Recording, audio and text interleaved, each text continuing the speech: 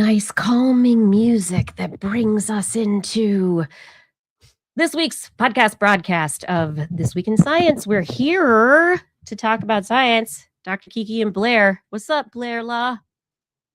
I'm here. I'm ready. That's so funny you guys call me that, actually, because my child, my 2.5-year-old, completely on his own, came up with the nickname Momla. Momla? Oh my. Yeah. That's adorable. I know. All right, Blair La Momla. Here we go. Everybody, this is the weekly science show where we sit down, we talk about science, we enjoy curiosity and dig into stories and stuff. And this is the part of the stream where I say the whole thing is live right now on Wednesday at 8:12 p.m. Pacific time. And we may make mistakes, we may have technical difficulties. Hopefully none of that happens, but if things happen, then our editor will splice and dice, and we will have a podcast that is different from the live streams. So just so you know, anything on the video is as it is. No editing, no AI, just us talking about science, using our human brains and agency. All right. Yeah, hit like, hit subscribe, share, and make sure that we get in the algos. Make sure that you make a comment or something. Hi, glad to see you here. Blair, you ready for the show? So ready. Let's do it. Audio sound good? 5x5, ready to science. Yes, Nord Prefect. This is where we're headed. Nord, it's been a while. Nice to see that account. Hello, NorCal Prospecting. Oh, some different names in our chat this week. Hello, thanks for joining. All right, so it is time for us to begin the show. Let's go. Audio's good. Nobody's complained. So that means that we can start this science thing. Beginning the show in 3, 2. This is TWIS. This Week in Science episode number 1043, recorded on Wednesday, January 14th, 2026. The uncertainty of science. And everything. Hey, everyone, I'm Dr. Kiki, and tonight we will fill your head with red hair, queen bees, and problems with quality control. But first, disclaimer, disclaimer, disclaimer. Whoa, whoa, whoa, whoa. I'm trying to think of something optimistic to say to start the show with a big hooray, but the state of things as they are, it's getting harder to remember that there is still more to discover, that people will always seek to learn more, to be curious, ask questions that will be answers tomorrow. Though today might be dark, we can look to the light and fill ourselves with knowledge tonight here on This Week in Science. Coming up next. I've got the kind of mind that can't get enough. I want to learn everything. I want to fill it all up with new discoveries that happen every day of the week. There's only one place to go to find the knowledge I seek. I want to know what's happening. What's happening? What's happening this week in science? What's happening? What's happening? What's happening this week in science? Good science to you, Kiki. And a good science to you too, Blair, and everyone out there. Welcome to another episode of This Week in Science. We are back again with another week of stories to discuss, another week of experience under our belts in this mortal coil. Oh boy, what a week it was. There's some fun science out there. So let's take this tight 90 to lean back, talk curiously, and maybe a little snarkily at times, but to discuss and think about things happening in the world. I have stories about hot waters, a debate about plastic, electric vehicles in Africa, red hair benefits, and some brain news. What's in the animal corner, Blair? Nice. Do I even remember? I have the Atacama Desert. I have bee tongues. I have AI. Is it good for animals? We'll find out. And then also glow in the animals dark care? deer scrapings. Wait, what? What was glow that? in the dark deer scrapings. Okay, can't wait to see that one. Yeah. That's usually how it's fair. It's just like I have bears, I have bees, I have the desert. No, complicated tonight. We'll get into it. Well, because life is complicated. We can go there. We can handle the complexity, the uncertainty. We'll take it where it goes. That's right. Yeah. Everybody ready for this? If you have not yet done so, you can subscribe to This Week in Science wherever you are watching right now or listening. We are a podcast. We're also live streamed weekly, Wednesdays, 8 p.m. Pacific time on Facebook, Twitch, and YouTube. And if you're interested in more information about the show, you can head over to TWIS.org for things like our Patreon, our Zazzle store, and show notes for every episode. It's all good stuff over there and here. And now it's time for the science. You ready? I'm ready. Woot. Let's do it. Okay, let's dive in first into some hot waters. Hot water, like so usually bad, but if you're making tea, good. I know. For tea, it's wonderful if you're using it as, like a, I don't know, the water you pour over the rocks in a sauna. That's nice. But when it's your oceans, oh yeah, bad. It's bad. We don't like it so much. No. So this week, published January 9th, Advances in Atmospheric Sciences, there was a paper titled, what? Ocean heat content sets another record in 2025. Boo. Yeah. So what's interesting, though, is heat content versus temperature versus what is actually happening in the ocean. So surface ocean temperature is important for how our atmospheric conditions develop. So surface water temperature changes where they get hotter or colder. We know, like in hurricane season in the Pacific, in the Atlantic, as the around the equator, we get hotter water and the surface temperatures build during those hotter times of the season. Suddenly you have greater energy at that water air interface. And so you have larger storms, bigger hurricanes that can be a big problem as they come in to the Caribbean or the East Coast, right? This happens all around the world in the different oceans that are actually connected. But the oceans themselves are a heat sink.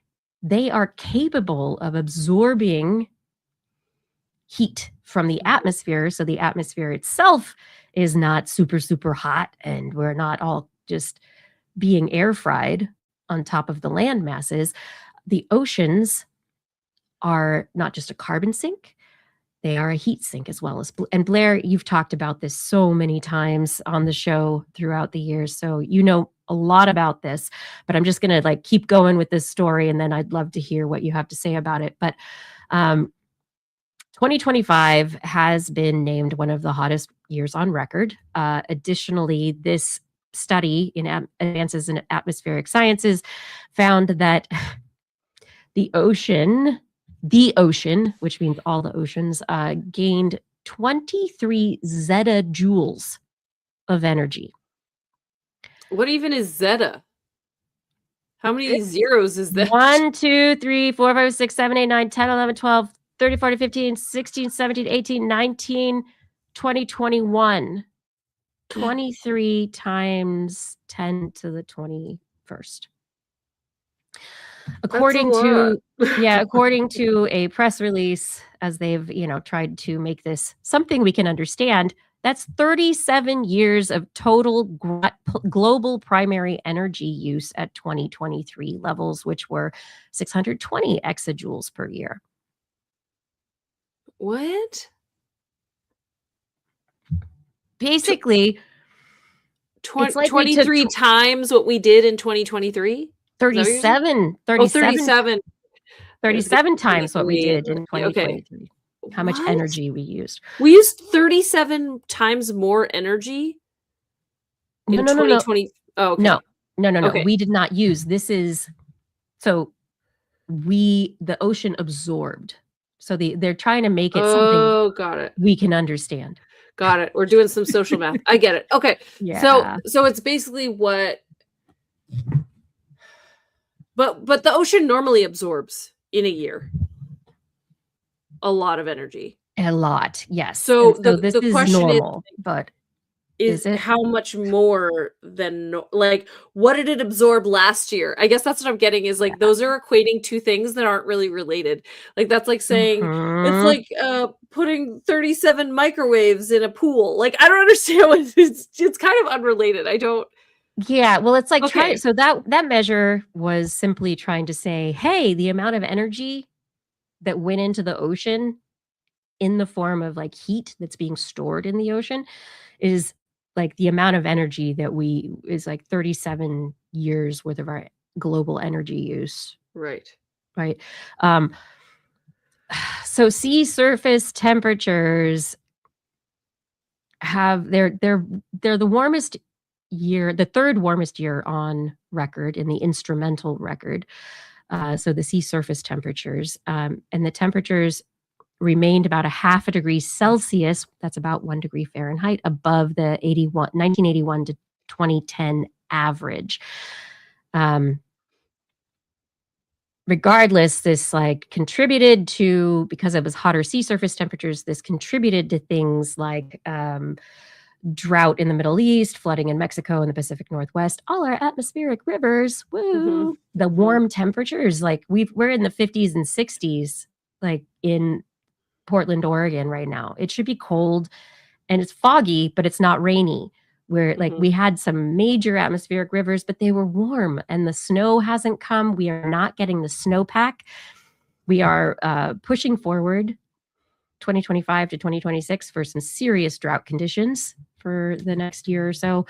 So anyway, the earth and the oceans are going to keep absorbing heat. But as that happens, Blair, also we have thermal expansion, so that low-lying areas are going to be impacted by rising sea levels. And when things like hurricanes or typhoons come through, that water is going to be pushed onto a larger area of land by more violent winds, and probably more water will be as well.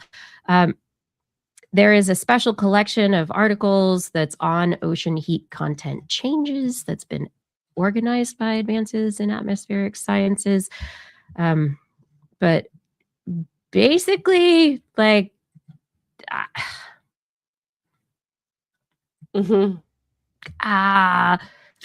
yeah. So yes, before when in the late fall, the meteorologists were trying to forecast what our winter was going to be like. They said, okay, December will be cold.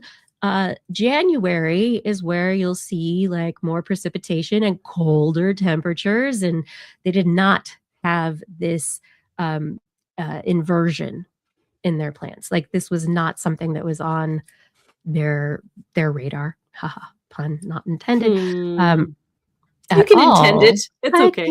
Yeah. And so it's really interesting because we're probably going to end up on, who knows, but we may end up with a cold, rainy, snowy February. But I'm just talking from where we are. But what's happening right now is, after reading this paper and reading about what's happened with 2025 and the ocean temperatures and heat, I'm actually not surprised.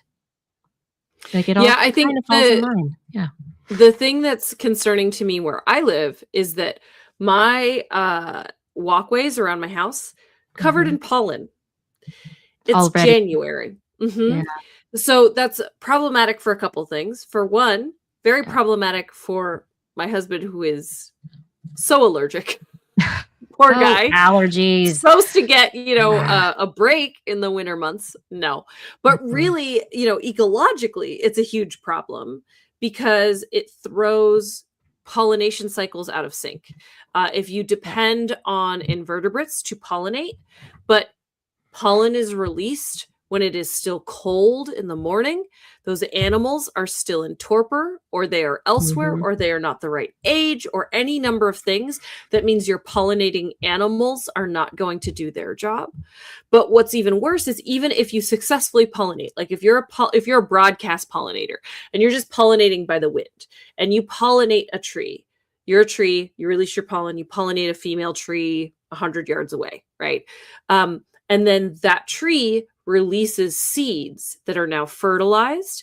And then you get that cold spell that Kiki was talking about in February. Those seeds are toast.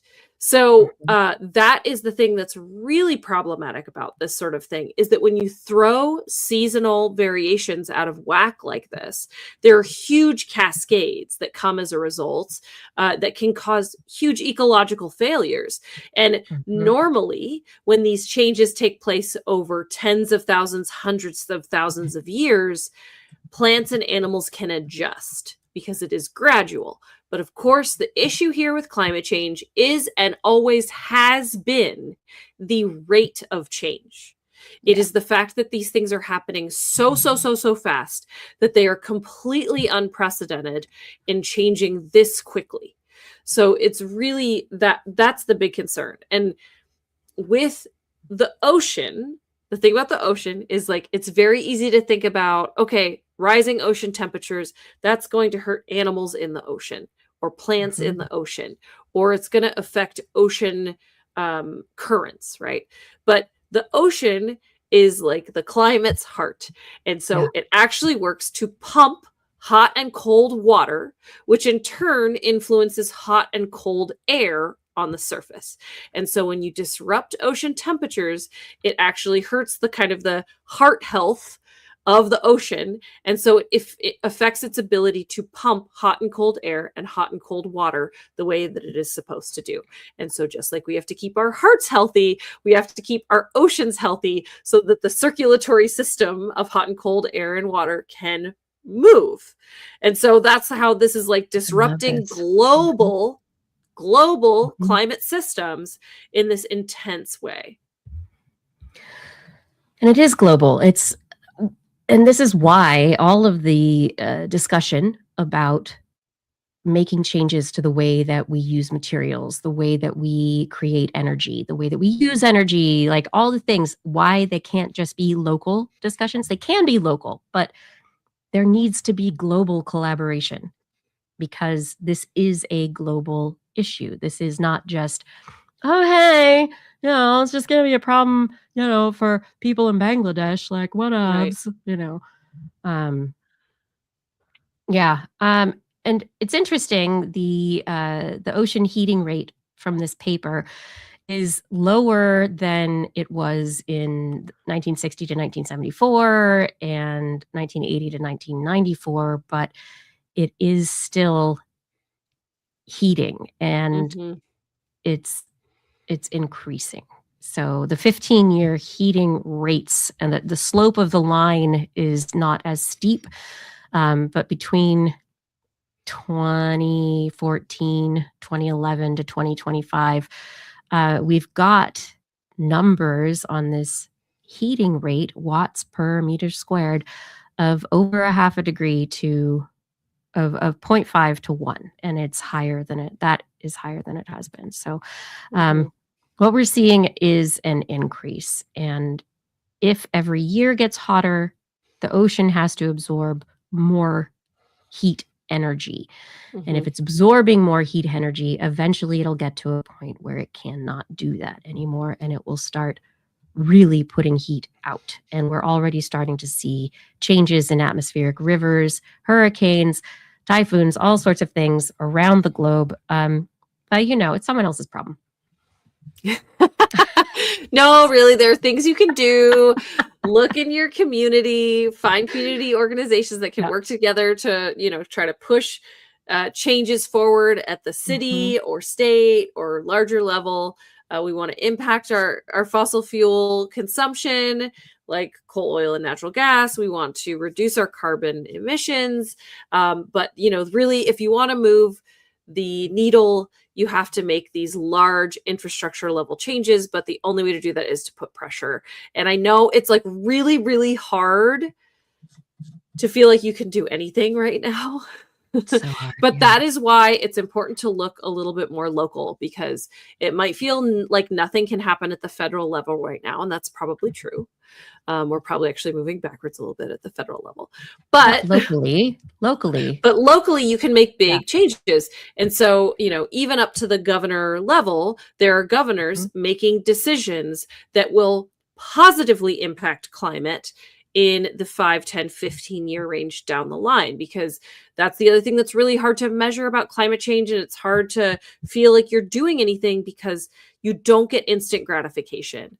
We're not going to see the benefit of what we do today for a while in these graphs and these studies and these, actual real world applications. Also, it's really hard to measure. This is like part of the reason it's so hard to talk about climate change. It's really hard to measure when you've lessened badness, right? No, but this is everything, right? So it is the problem of vaccination. It is the problem of I'm still getting sick though. Yeah, but you didn't die. Right. But or not as many people died, or we improved the outcomes, but it would have been worse. But it's what and then there's also a conversation about this, like when communication is done right and done well, you never see how much work goes into making it good, effective communication. So there is a schism, and there has been forever, between the sciences and the communications or social sciences, where they're othered, and because it's not looked at as something that everyone communicates. Whatever, I can do it. Yeah, but did you do it without activating a troll army? Like, yeah. But it's the same thing. If we did all the things and climate change, as predicted, never happened, then they tell us all of it. Yeah. Yeah. People could say, "Oh, but they were wrong. They were wrong." Yeah. Really tough.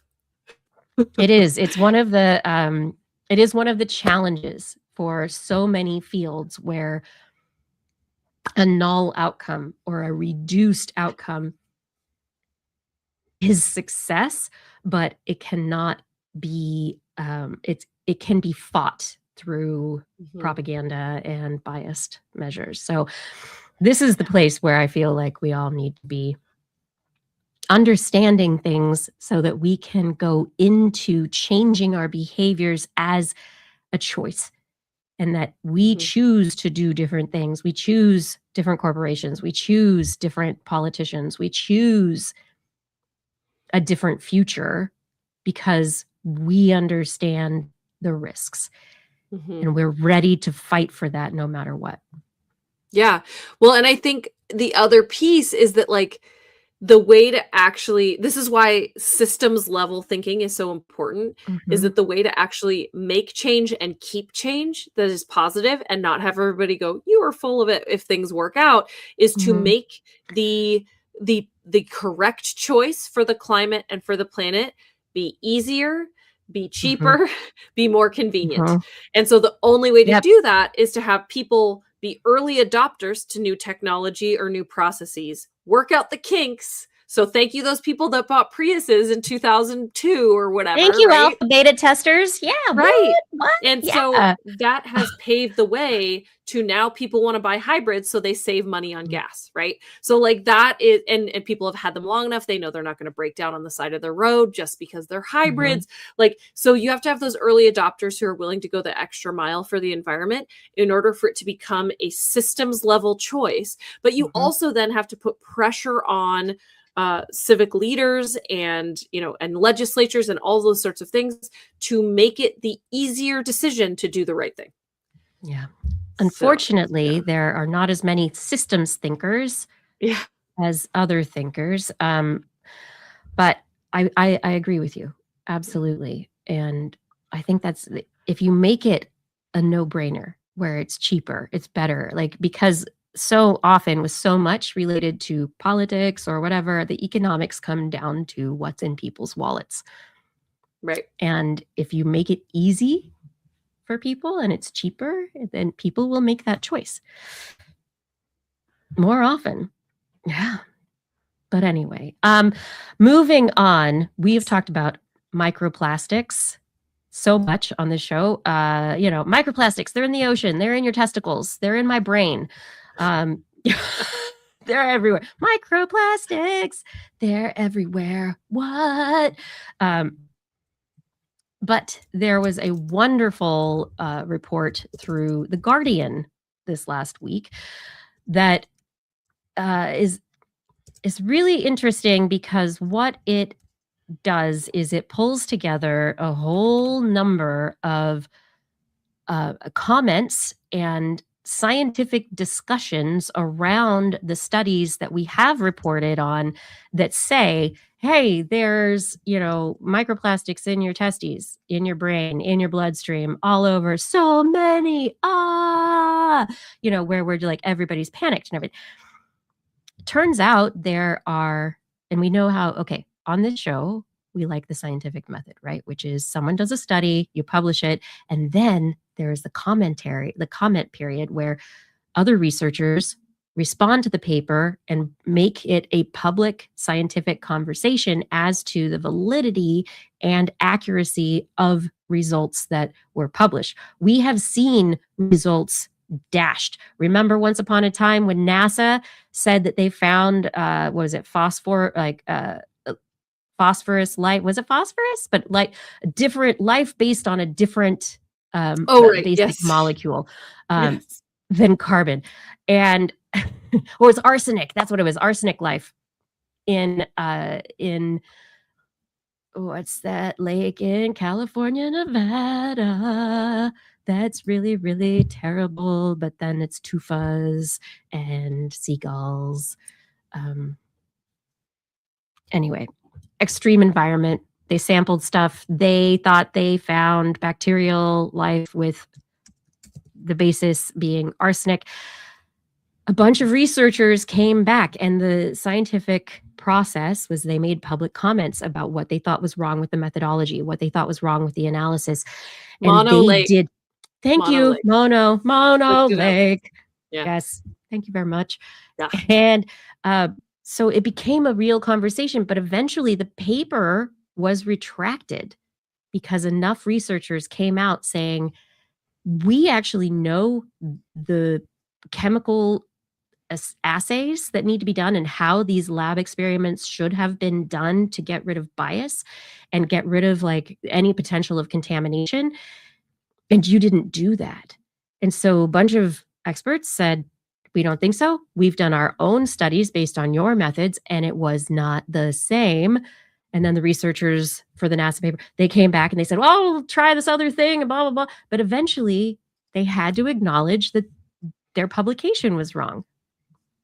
They had pushed things forward. They did find some interesting stuff, but it wasn't what they thought. But it was a scientific community that held them to standards. And that's what's happening right now, I hope.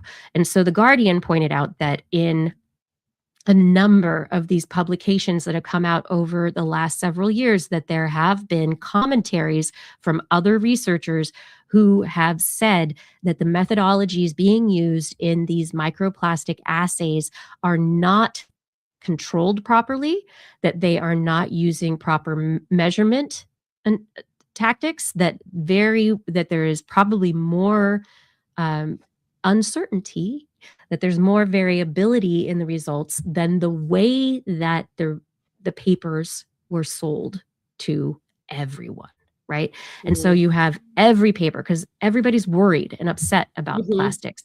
Mm-hmm. But what is most likely, and one of the researchers said, honestly, we shouldn't be worried about the microplastics. It's the nanoplastics. But the amounts of microplastics that a lot of these papers are reporting are actually, they would swamp the body's physiological systems. Right. And they would very likely not actually make it into the places where they're finding them. And so and the technique that they use, this vaporization method, that their human fat can often show the same chromatograph mass spectrometry signals as plastics when you vaporize everything, that there are certain aspects of human fat that can actually, not being plastic, just being human fat. So, yeah, this seems like a huge mistake that you wouldn't put known tissue through the mass spectrometry first. Yeah. And so some of these studies, they did not do like a human tissues or a cell culture human tissue sample on its own. They did not do a blank. They didn't That do. seems so obvious. Yeah, but there's to do. And that is what is really interesting about what has come forward is that, so number one, so many, there can be a lot of these commentary papers that are coming from labs that are like corporate plastic company funded, efforts. Like, so there can be that, and we need to be aware that that could be part of this whole thing. But the pressure to retract could be coming from plastic companies. Yeah, right? Exactly. But on the other side of it, if enough people within the that scientific discipline are coming out and saying, you're doing it wrong. You didn't actually take the time to really do as robust a method as you could have.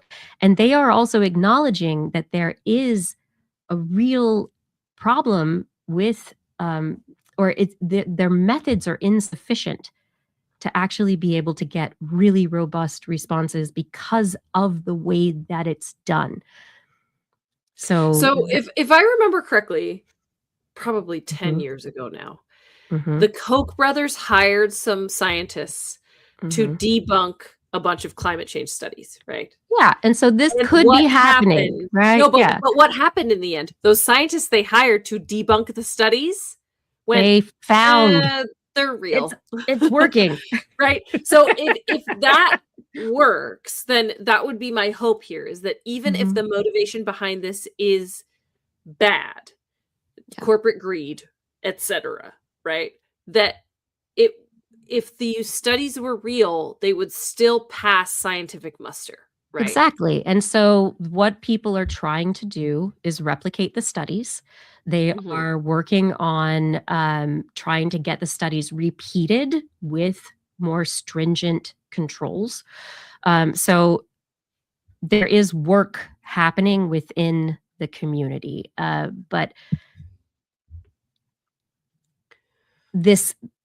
it's really interesting because the headline of the Guardian paper was "A bombshell," quote, "doubt cast on human mice," whatever.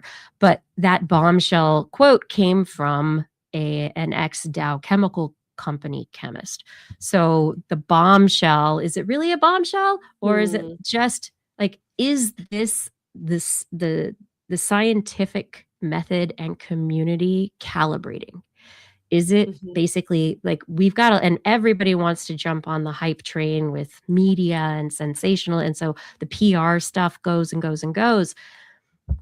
I'm just really hoping that we'll see in the next few years a number of studies replicating and repeating with better methods these studies that have suggested that all your testes are full of microplastics. Your babies are full of everything's full. Should we have Maybe- less plastic? Yes. Yes. For sure. Uncontested. Yeah, absolutely. Do we want microplastics in the water? We don't. No. For sure. Is some of it in our bodies? Yes. Yes. Definitely. Absolutely. So that's what I'm saying is these papers and everything, it's not, I don't think it's a bombshell in that it's invalidating everything, but I don't think it's a bombshell at all, but I think it is a scientific field finding itself and like using the boop, boop, boop, boop calibration far to the extreme, oh, the other extreme. Let's go, and eventually it'll come to the mean. It'll be fine. Yeah. But we have to wait, and that's just the way it works. But yeah, it's, as often is the way in science, it's not about is it or isn't it? It's how much is it? Yeah. How much is it, right? Some researchers are saying that, false positives are an issue. One researcher said, I have not seen evidence that particles between 3 and 30 micrometers can cross into the bloodstream. From what we know about actual exposure in our everyday lives, it is not biologically plausible that the mass of plastic would actually end up in these organs. It's really the nano-sized particles that can cross biological barriers and that we're expecting inside humans. But the current instruments we have cannot detect nano-sized particles. So that's an interesting point, actually. If it's in the bloodstream, wouldn't every time you got your blood taken for tests and things like that, they're not testing for plastics. No, but like in this, I'm just thinking about, they always centrifuge the blood, right? So like in the plastic centrifuge layer, right? No, white cells. Like, if there's enough of it, then you would end up with a plastic layer in blood. Oh my gosh. Depending how much it is. Again, it's a question of how much, right? How much? So I don't know. Anyway. It's a spin test. We'll figure it out. Blair, tell me something amazing. Oh yeah. Hey, there's life in the desert. Yeah. That's do you mean? The story. But we know there's life in the desert. What do you mean? The Atacama Desert. I didn't know a lot about it. I had to Wikipedia this because I didn't know. Extreme environment. It is an extreme environment, as is often the case with the desert. It's in South America. It is the driest non-polar desert in the world. So what I led to believe from that and then found was the case. The driest desert in the world is in Antarctica, which I love. Yes. That's so cool. So Atacama is the second driest. It is the driest non-polar desert in the world. It is the only true desert that has less precipitation than a polar desert. Just a bunch of different. It's also the largest fog desert in the world, whatever that means.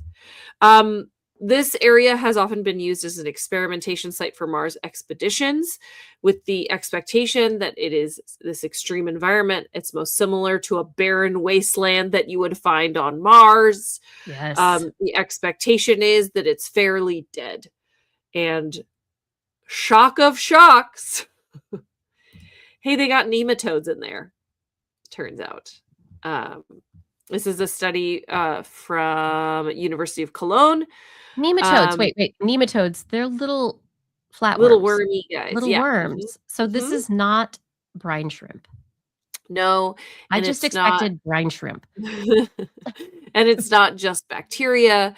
They are larger multicellular organisms, these nematodes. They're still small. They're still like microscopic, but they're quite a bit bigger than a bacteria. So they are also just generally one of the most common soil organisms on the planet. They have a lot of different species across the globe, and they have a central role in bacterial populations because they contribute to the nutrient cycle. They poop. And they're also good indicators of healthy soil. So all that to say, like, nematodes in the desert is kind of a big deal. It indicates a much more complicated ecosystem in the desert than many people assumed. I will say I wasn't shocked to read this, also because pretty recently we've had several studies about life in Antarctica. And so I think it's very funny that we have this idea of like, this environment's so extreme, nothing lives there. Things live everywhere on our planet. Things live in deep sea thermal vents that are hundreds of degrees. Like this, just if there is a way to live over the last billions of years, they figured it out. So like, I think, it's more like, oh, this area is barren. We haven't figured out what lives here yet. That's really what they should be saying instead of nothing lives here. Right. Of course, this has a lot of larger implications on what it means to live in an extreme environment, what adaptations are possible for extremophiles. It also, very interestingly, is a type of nematode that reproduces via parthenogenesis, which confirms a whole nother theory that asexuality is an advantageous structure under extreme conditions. So, it's just like, hey, it's really hard to live out here. Sex and sexual selection is really energetically expensive. Also, if there's low population numbers because of the extremes, then, it might just be easier to just clone yourself. And so this just shows a resilient soil ecosystem with nematodes. There's life in the desert. There you go. But it's not just that it's life. It is that it is life that you normally expect in your vegetable garden soil. Right. It is life that you expect places where there is vegetation, where you have richer soil, where you have like what we normally would look at as a more complex environment. Mm-hmm. Because the nematodes are part of the nematodes are part of the ecosystem of the soil that add the nutrients to the soil, that make the soil what it is to be, to support life. And so the fact that they're there means that there's the stuff to support them. But was the amount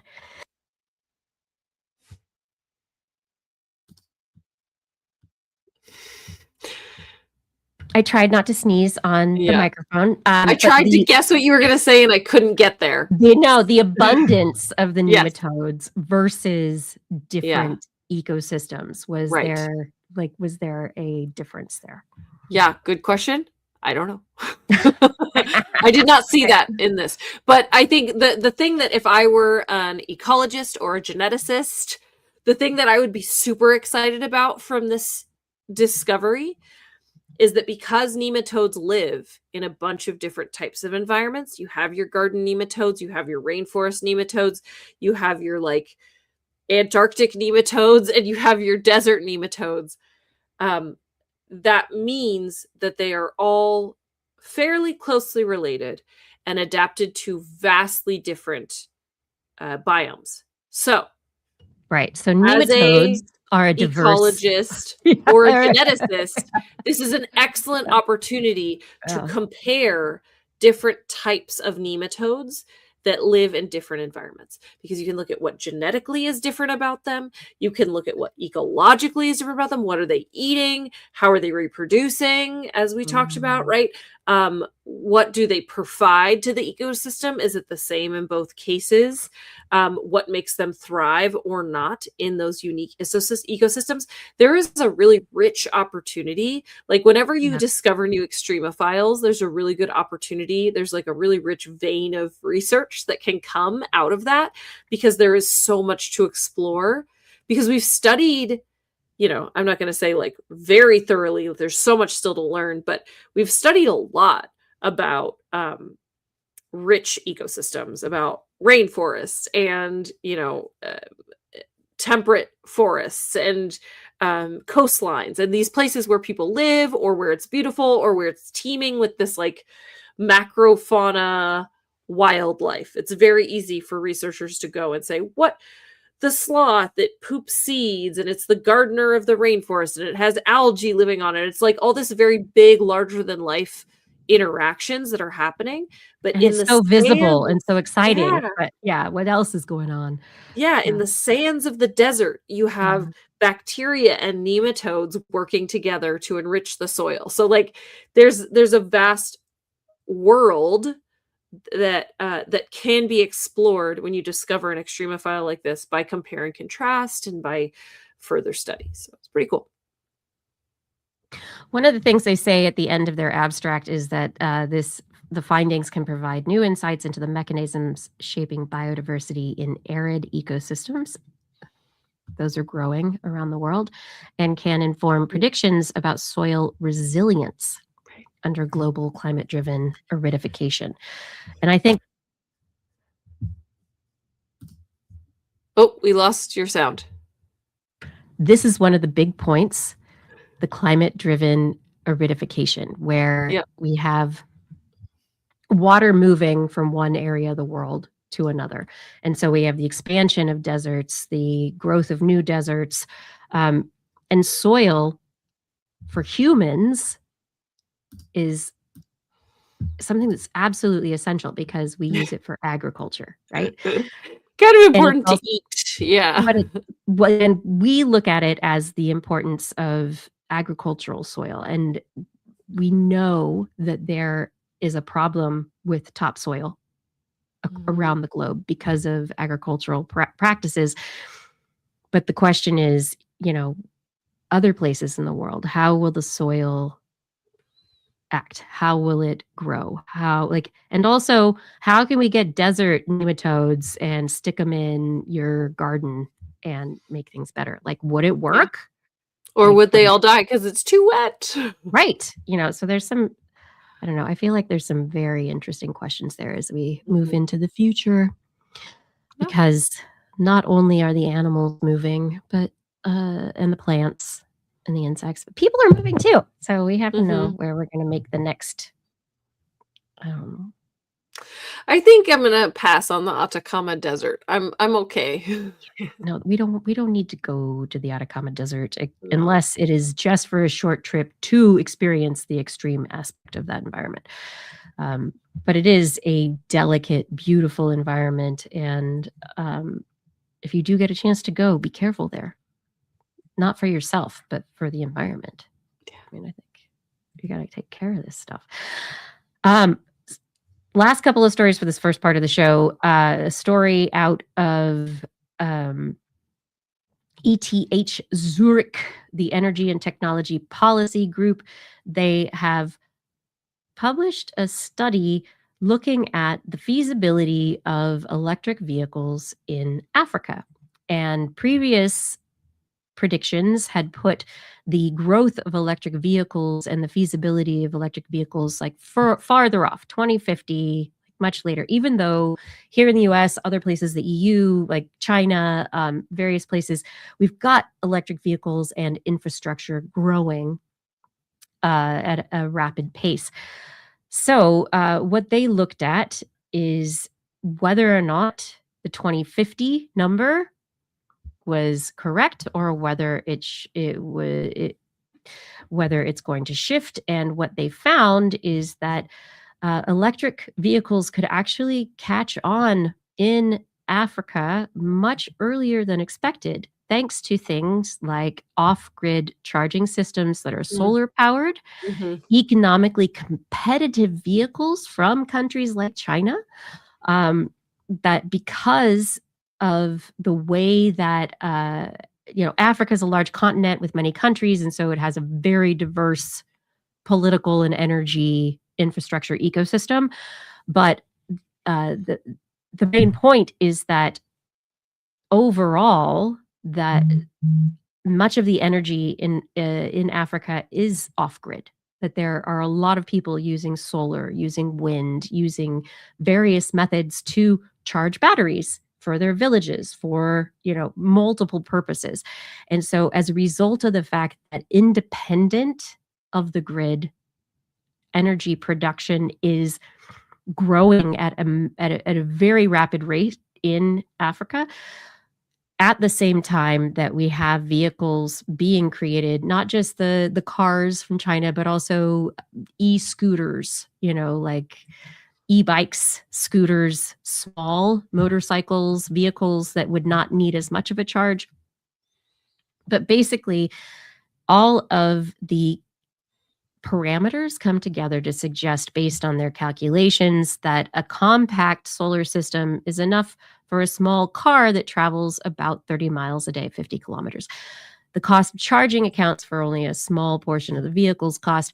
And so really, some of the biggest challenges to the adoption of electric vehicles across not just Africa, but the globe, is that as you move away from internal combustion engines and a distributed network of gas stations where consumers can be taxed for their vehicles, for their road use, for all that stuff, because they need to come in and get gas. As you move to electric vehicles, especially those that are off grid, you no longer have a mechanism to pay for infrastructure like roads. And so there is a, it's chicken egg, right? But it is basic. If we want to fund infrastructure like roads communally, then how do we make sure that the electric vehicles somehow, because as we move, they are included in the paying for the use of that stuff without just having road fees, right? Where you have to come to a gate and pay. I would pay a toll for a road if it wirelessly charged my car. Yes, like if you come in, it goes beep beep. You're wirelessly charged. It's like a fast track or whatever else. Like you'd get scanned just like you do for the express lane or for a bridge toll, but it's for a charge road. Yeah. Yeah. Well, anyway, it is estimated based on this study that battery electric passenger vehicles will be cost effective across Africa well before 2040 and possibly as soon as 2030, which is just 4 years away. So because of the fact it's the energy independence is depending on the country, depending on the state, depending on so many factors, but it's so interesting to see a different continent, a different system, and one that has been subjugated and colonized for basically as long as like Western culture could come back and colonize it. I don't know. I'm hopeful. It gives me a little optimism. Well, I also start to think about like all the ecotourism that happens in Africa. And it would be great if all of those vehicles could be solarly charged and be electric. Right. Like what if your safari Jeep were electric? What if, and you have extra batteries in the Jeeps that power the camp. So you drive out and you have a generator also, but there's like and solar so that maybe you can, while you're out safariing, also top off the batteries at camp. Like there's so many ways that that kind of ecotourism could not leave as much of a dent. Well, also there should just be solar panels on every car roof. Period. Like just the roofs are right there. Just get it done. Anyway. Well, that's great. I'm pretty excited. I love stories like that also because like to loop it back around to the whole climate change conversation we were having earlier. It's really nice to hear about potential advances in environmentally friendly policy or systemic changes or structural changes in like the infrastructure in places outside of the United States. Because exactly. it can feel really heavy if it feels like it's just us. It's up to us. No, because there is a whole world out there, and the reality is that India has almost 2 billion people. Africa is one of the most rapidly growing populations on the planet. African countries are set to reach billions and grow from there. Asian countries, billions of people. There are 313, somewhere around there, million people in the United States. We are big spenders, which is why we put this pressure on us, and we've told a narrative to ourselves that we're awesome and that we lead the world. But the reality is we are smaller than so many other nations, so many other continents, and we are not. We don't need to be, nor are we necessarily the leaders in stuff that's going to make the world better. Yeah. Yeah, I mean, we're up there and we have to kind of keep our head on a swivel and do what we can, but it is really nice to know that we're not in Yep, it alone. we're not. And also, yeah, other places are working on this. Other continents, other countries. Um, And it's yeah. like what I think is so exciting is that the countries of Africa, many of them are coming into their own strength and no longer accepting the colonial dictates of many corporations and countries. I mean, a lot of them still are, so I'm not just saying like, well, whatever.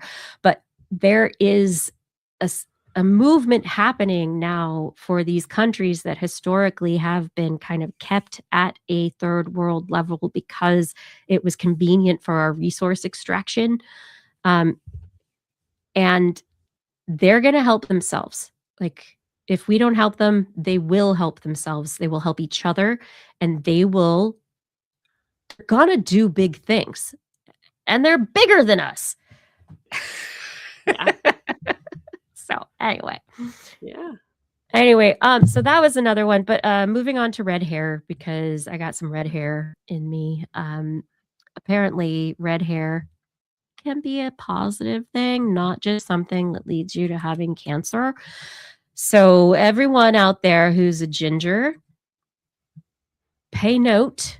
A study came out January 6th in PNAS Nexus looking at a molecule called pheomelanin. It is a sulfur-containing pigment produced by melanocytes, which are the darkening color cells in our skin, and notably in people with red hair and fair skin, animals like orangutans with orange hair, light skin. It's not photoprotective. Usually it doesn't do anything. It doesn't it's there and it gives you the red hair. And everybody's like, what good does it do? It just says that you have a higher risk of skin cancer. But apparently this study looked at the mechanisms related to the production of the pigment and found that they are necessary for the reduction in the quantity of the amino acid cysteine in your body. When cysteine builds up in the body, it can be toxic. It can cause issues related to cancer. It can cause other issues related to oxidative problems, aging. Like, there's a lot of stuff. Cysteine levels go up, your skin health goes down, your body health goes down. It's not great. Hmm. And this is great because they used zebra finches, birds, because zebra finch males have like really pretty orange feathers. And so they looked at the males with like really bright feathers versus the males with not so bright feathers. And they were like, oh, look, they manage their cysteine levels better. The brighter orange males are healthier and stronger and aging more slowly than the low orange males. And then they found a molecule that was like, we can block the production of the pigment. And they messed everybody up. And they showed that the increase in cysteine levels it was messed up. And so in the birds that normally turn cysteine into this melanin, this type of melanin, pheomelanin, a pigment, those males that were healthy became less healthy. And moving on from this, what they suggest is that redheaded people, because this is a jump. It's the same process. It's the same mechanism where it is a physiological process for dealing with too much cysteine. Anyway, And it's a cost benefit thing. So the redheads, they might get cancer, but they're also going to be healthier in other ways. Oh, but they're also all related to Neanderthals. So never mind. How are we? I know. Okay, I take your word for it. But I still think, okay, at least do some mice. Mice come in pretty colors. Pick some red mice. They don't. Yes, they do. They absolutely do. I mean, not red-headed mice. Yeah. Yeah, they're like orange. Well, anyway, red, they like look. the finches are red, I would say. I'd say it's pretty similar. You could. It's you a could bright absolutely, orangey red. It's a ginger color. Yes. Yes. So you could take some red-headed mice and you could see how they handle cysteine. Like, I really feel like I'd want to see this in a mammal because it feels too different. But we have talked for a long time about how animals have mechanisms to display their health. And an animal and these orange patches are signaling to other mates, prospective mates, that they are super healthy, right? So these males who are able to deal with their cysteine by turning it into bright orange feather patches are able to signal to potential mates that they are healthier and they'll live longer than another less brightly colored individual. So it gets back to, and yes, I agree, the jump to red hair is like, it's a jump because they did not do that. They studied zebra finches. But if cysteine is toxic, and if cysteine needs to be dealt with and there needs to be a mechanism to deal with it, how interesting that some individuals came up with a way of dealing with it by turning it into a red colored pigment that could be expressed in the exterior tissues as a signal of health and how well they're able to deal with toxins. So I don't know. I feel like this is one of those mechanisms. This is, where you have like the 4 questions of evolution. This is getting at some of the more intrinsic mechanisms and the more, I guess, not explicit, but like the external behavioral result as well. I mean, it didn't have to be turned into red. Yeah. But it got turned into red. And if it's with birds, zebra finches, who, like, mammals came, so there's reptiles and birds split off of, like, there's the dinosaurs, reptiles, birds split out in there, and humans came off at a weird point as well. Like, how far back does that go? And is this something that is conserved? Interesting. Well, because if it's a signal, why would mammals keep the same signal? Do they? Well, that's what I'm saying. Like, so this is the question. The signal is that I have red hair and therefore I'm more tolerant to cysteine. I'm healthier. I'm whatever. Healthy. I'm bright and fantastic. Yes. I think that's the question, because also, like, colors mean different things to different species. Like, sometimes a bright color actually means I'm poisonous. Which is sometimes it means I'm ready to mate. It can mean any number of things. So I think that that's the part where you kind of lose me, is like, I'm gonna just like add this little tidbit. Pheomelanin, this red tinted melanin. Pheomelanin production is concentrated in the lips, nipples, and genitals in humans. But redheads also have it in their hair and their skin. So it is a sexual signal in humans as well. You got this is why this is so fascinating. Weird. Okay. Interesting. Like, for all the things about red lipstick and whatever and blah, blah, blah, but like, It's a sexual Why signal. did Yeah. red become a signal for mating in humans even, right? Yeah. Huh. And then redheads have it in their hair and their skin. And then everybody goes, "Oh, ginger. Witch. What?" Anyway. Oh my goodness.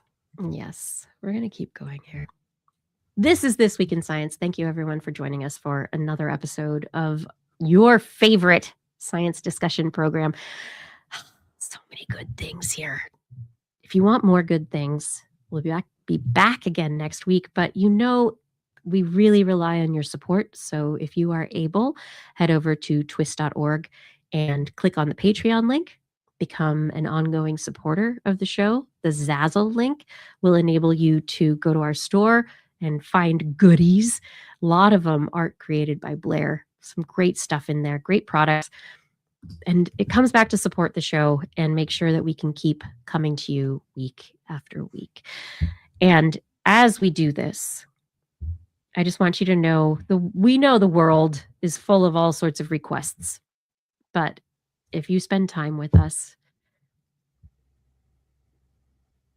and you appreciate this time, please help invest in the time that you spend here. It will help out a lot. I don't have any more to say. I'm not going to say anymore. I have so many things to say, but I'm not going to do it. Thank you for your support. We really can't do it without you. Oh, I was going to say thank you to everyone who donated extra amounts, not through Patreon, but through the PayPal interface on our website over the holidays. It gave us a little buffer at the beginning of the year this year that it was really, really appreciated. Thank you very much. I see you. Now it's time to come back for this part of the show that we love to call Blair's Animal Corner with Blair. She loves our creatures, great and small. Biped, millipede, no pet at all. You want to hear about animals? She's your girl. Except for giant pandas and squirrels. There's Animal Corner. What you got, Blair? I have bee tongues. How many? At least half a dozen. Anyway, bees, they forage for nectar. The way they do it is pretty cool, actually. They have this like long proboscis. They have this tongue covered in little hair. And so they kind of work through capillary action. It's very cool. And so these little hairs that are together, that are very close together on their tongue, allow through capillary action, the nectar to just kind of suck up across their tongue and into their mouths. And so researchers wanted to look at how this tongue works, and specifically why queen bees don't harvest nectar. Like, obviously, they're very busy. But where did this caste system work? Like, why do they actually will harvest a little bit of nectar, but once the workers start emerging and being born and are old enough to actually start working, they kind of take a step back and they stop harvesting nectar pretty much completely. So first, researchers did a postmortem scanning electron microscopy, and they looked at also in live bees high-speed filming so that they could see the bee tongue of worker bees and queens and provide the morphological and physical evidence for the difference in specifically the tongues of these two different bees within the same colonies. And so while hair spacing is, starts out very dense, it increases more slowly than tongue length when they grow. And so as the queens get larger and larger, the hairs actually are farther and farther apart. And so by the time the queens are nice and big, it essentially creates porousness where the capillary action no longer works. And so the nectar retention on the queen's tongue is way less effective. And so they basically just give up drinking nectar and harvesting nectar because they can't. They're just bad at it. Feels like the weaponized incompetence of like, you're so much better at it than me. I know. So feed me. You're better at it, so I'll eat what you bring me. That's great. So the reason I found this so interesting is that they're kind of a victim of their own success. The queen bees have to get nice and big and fat so they can create lots and lots of eggs. And so because they're getting big, their tongues are becoming less and less useful as they grow large. So what I am so curious about is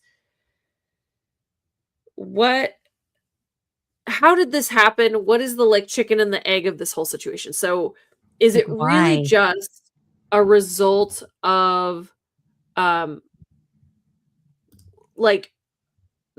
queen bee grew bigger, the hairs couldn't keep up with the size, and it just worked out because there were worker bees? Or was it, I'm not going to put energy into something I don't need, so it was evolutionarily advantageous to not get a furrier tongue as you grew larger? Or is it a trade-off? In order to get large, you get worse at harvesting nectar, and therefore a successful colony, because that's the other thing. You have to think about bees less as individual organisms and more as the colony as an organism. So if you think about it that way, it's almost as if it's like an organ that lost certain things that other organs do because it doesn't need it anymore. So the queen bee is more successful when larger, and therefore the worker bees will harvest the nectar so the queen can get large. And if the worker bees weren't as around or as successful, then the queen would not grow as large, right? Or so I think that's the part that, my brain just starts going in circles, and it's hard to know the evolutionary origin of this. Why did it happen this way? Was it a happy accident? Was it an actual evolutionary trade-off?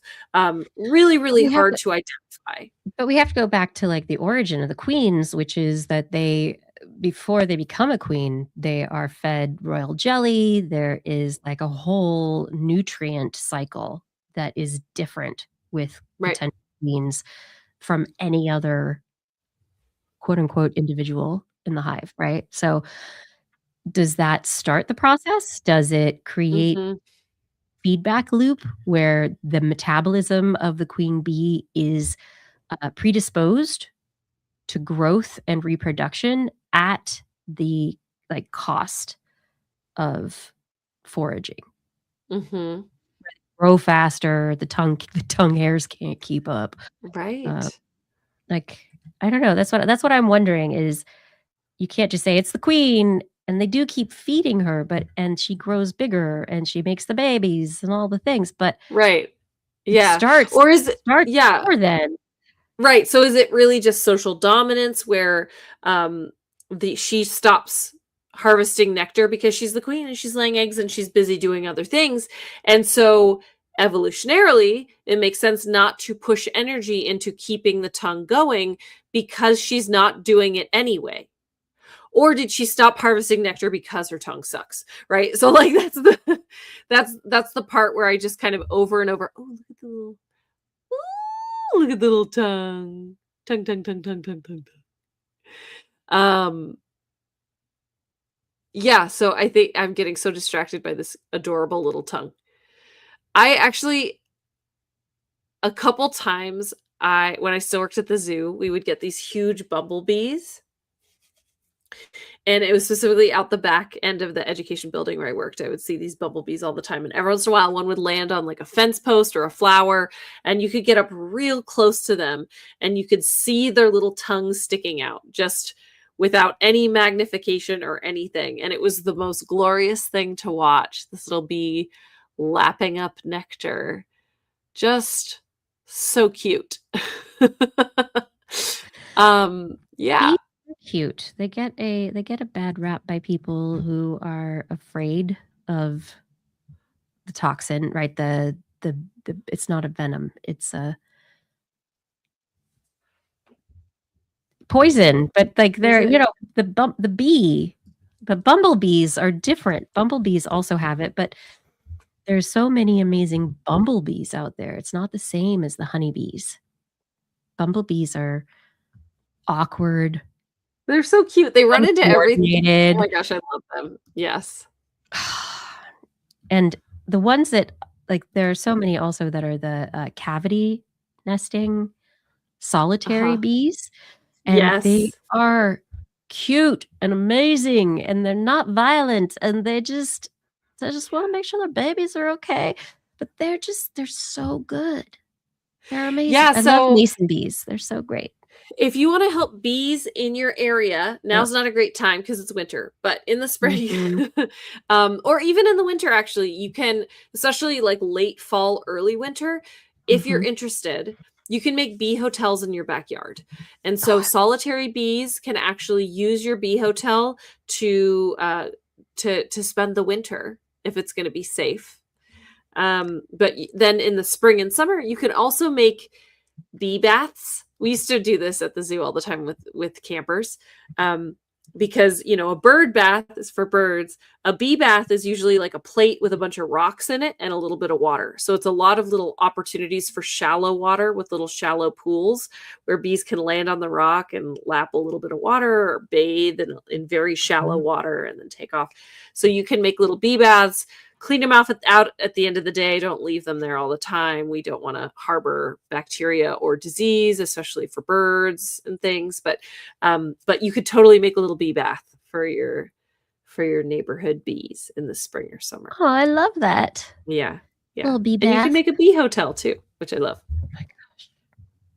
Anyway, and it's not that hard. It's like a bunch of holes drilled in a piece of wood. Yeah. Or Very you can Awesome. some people make it with like toilet paper tubes, and then you can kind of put stuff in them to make them a little more tight, like ball up pieces of paper, or sometimes people use like tree cookies and just kind of build them kind of sparsely so there's cavities in between them. There's lots of different ways to make bee hotels. They're really cool.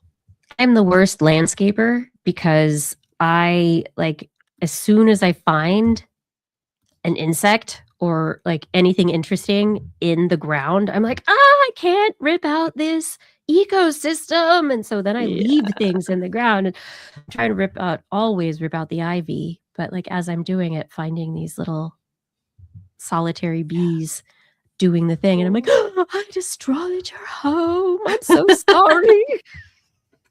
I'm the worst.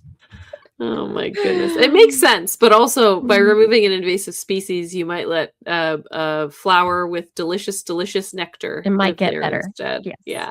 That's the goal. That is the goal. Yeah. Hey, AI, do we like it? What? AI. It's fraught. It's fraught. So the big problem with what everybody's calling AI, and, you know, as many of our listeners will say, it's not really AI, it's like machine learning or algorithms or whatever. The issue that we have in conservation with AI can be the same thing as what we're having in like social circumstances, which is it's getting harder and harder to tell AI from reality. And so in one such example in St. Louis right now, there are some monkeys on the loose. That is real. There are some vervet monkeys. The problem is unclear how many, unclear where they came from, unclear where they currently are, because people are finding it very funny to make AI videos about the monkeys. They are making AI videos that they caught the monkeys. They're making AI videos that they're places that they aren't. And so the Department of Health and Animal Services in the area also are really having trouble sorting through the AI content and the real content. Also, just general humans will go chasing, looking for the vervet monkeys, or they'll be scared to go places because they think that they are on the loose still. And so as of Monday, I haven't heard an update since then. The monkeys were still at large there, but it's causing a lot of kind of uproar. And primates are not Nice. pets. Yeah. They They're should not. they're not Especially pets. zoo monkeys also have not been trained by like the capuchins that you think of as organ grinder monkeys, or the ones like Marcel from Friends, right? Yeah. Like if there's monkeys escaped from a zoo or a sanctuary or what, they're not going to be friendly, nice monkeys. Right. And the problem is they're not from the zoo. Okay. Nobody has claimed them who has permits to own monkeys. So where'd they come from? Very unclear where they came from. And if they're caught, they're not going to go back to the people that if somebody had them as an illegal pet. So that adds to all of this. Not to mention that when you add AI videos in the mix, you can often show, like, people show that they caught them and they're in their house and they're being friendly and they're doing cute things. So then it also kind of removes some of the healthy concern or like cautiousness that we would have around these animals. So this is kind of the secondary piece, is that I am starting to see more and more videos when I go on social media of animals doing things, and about halfway through I'll go like, oh, that's fake. And it's because I'm not good enough to recognize AI and not AI at this time. Like, I don't spend enough time on the internet. I am not a developer. I don't know anything about AI algorithms. Like, I am not good at recognizing the artifacts that tell me it's AI. The only thing that I can currently do is use the context that I have, which is, oh, a bear would never do that. Oh my gosh. Yeah, so that's not normal. Yes. So I just saw some raccoon videos the other day that somebody sent me, and they thought it was so cute. And I'm like looking, and I'm like, well, that's not okay, but maybe. And then I see more, and then I'm like, no, I don't know. And then they did something else where they were kind of standing in a way that raccoons can't even stand. And I was like, and there it is. And so if you're just a person on the internet who doesn't know about monkeys, you'd think this is real. You might see then these escaped vervet monkeys out in the world and think that you could approach them. So that's where this gets really complicated and scary, because you're removing the natural safeguards that we have in our body and our brains, telling us, like, the animalistic instinct to leave wild animals alone. We're now training that out, not just out of like cute loris videos, which are their own issue from before the AI era, but now we have fake content that is making animals look less dangerous than they are. So, like, it's kind of a mess. I don't know. We're going to see even more. Oh, I didn't think the leopard would eat my face kind of situations. Yep, absolutely. And there was a second actually story about AI and animals that I just kind of wanted to tack onto this. That was originally like hey, AI's helping animals. And it's because of facial recognition of bears. Yeah. Which is overall good. Because there are things called problem bears. So in bear management, so let me take a step back. Bears, they need a lot of space. They have huge habitats. And so when humans started expanding, specifically across the Americas, they kept fragmenting bear habitats. And so if you put a town in the middle of this huge area that bears used to be, they're going to wander through your town. They need big spaces. So if you think like, oh, but there's a forest right there, doesn't matter. That might not be enough forest, or that might not be where they were before. They might have lived where you are now, right? And so bears have a habit of entering into human spaces, also because most bear species, scavengers, most bear species will eat anything. And so they're going to go for easy food before they hunt. And that usually includes grain silos, garbage dumpsters. So this is where bears go. And so when humans end up in common space with bears, that can cause bear-human altercations, which can be very, very dangerous, because bears, if they say like, oh my gosh, I have found this all-you-can-eat buffet that is this dumpster in this town, and now a human's trying to shoo me away. Get out of here. Like, this is my food. And so they're going to protect themselves, right? And bears are big and dangerous and deadly. And so when we have these problem bears who have habitually found that they're going to keep entering human spaces, they have to be relocated or euthanized, because otherwise they are a threat to human safety. And the thing about this, yes, the threat to human safety, but they are just doing like intelligent animal skills. They are like taking advantage of resources that are nearby. Yes. And who cares if the dumb human got in the way? I will, punt them out of the way as I get into their car or, whatever. Yeah. It happens. Yeah. Well, and so like here in California, we don't have grizzly bears anymore. The grizzly bear is on our state flag. Mm-hmm. We don't have any. No brown bears, no grizzly bears. We don't have any. We just have black bears now. Oh, so only black bears? Yes. Yeah. They're smaller, right? Yeah. Yeah. They're smaller. They're derpier. They eat mostly vegetables. If you yelled at them, they'd probably leave.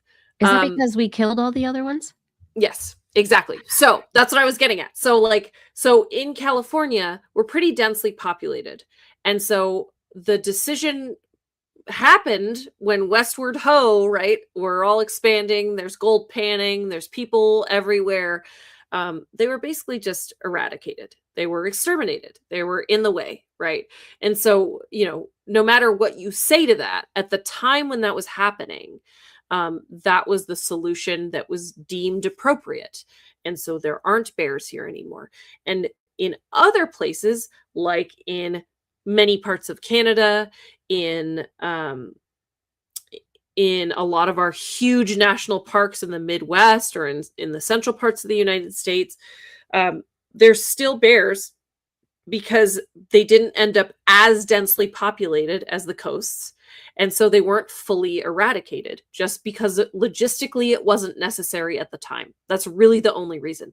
And so now, as populations grow and people are more mobile and all these sorts of things, there's still bear altercations in these spaces. And so that's why now national park. So Yosemite, Yellowstone, you name it, it's always warning about the bears and Yeah. And so now the issue is you have to kind of, because you're not just going to shoot all the bears like you did in the 1800s, now you have to kind of make these informed decisions and say, this is a problem bear. We have to move them or euthanize them. And then this is not a problem bear. We are not going to mess with this bear, right? And this is where AI comes in, because they need to identify the problem bears versus the non-problem bears. I love this is like a weed versus just a plant, right? It's like they're all the same. It's just some were better at taking advantage of resources and growing places that other plants couldn't, right? And they're usually places that people don't want them to grow. Hence, weed. Yes. Right? So problem bear, just the wording there to me is problematic, because really it's just like, okay, so you have some bears that are not willing to just listen to the human the human signals of go away and to learn those and just go away and go somewhere else. These are the smart bears who, these are the anti-authoritarian bears. Yes. Yes. That's right. Okay. So now we're doing facial recognition on anti-authoritarian bears. Thanks, Claire. Right. Okay. So previously, you had to kind of rely on people whose job it was to identify bears. And you'd have to kind of go, okay, the bear expert over here tells me that's not the bear we're looking for. Or in the case of a bear in Canada, last year, a couple months ago, they actually had to trap several bears. They trapped 4 different bears in 4 different instances. They sedated them. They helicoptered them. They tested their DNA, and they tested their DNA from the attacks on humans of this problem bear, and determined that it was not the problem bear. All 4 bears was not the problem bear. So then they had to re-release the bear. Obviously, that's a huge problem because you've relocated a bear you didn't have to. Honestly, more likely to turn that bear who's not a problem into a problem because you relocated them, because now they don't have a place to go. Now they have to learn a new area. They're more likely to stumble into a town. If they're sedated and you plop them into another bear's territory, that could be lights out for that bear, right? So there's also any sort of medical complications in sedating and physically moving a bear, right? Lots of different things can happen. So aside also from that being time-consuming, labor-intensive, and expensive to do DNA tests and sedations on random wild bears, right? So potentially doing an AI image check would be great.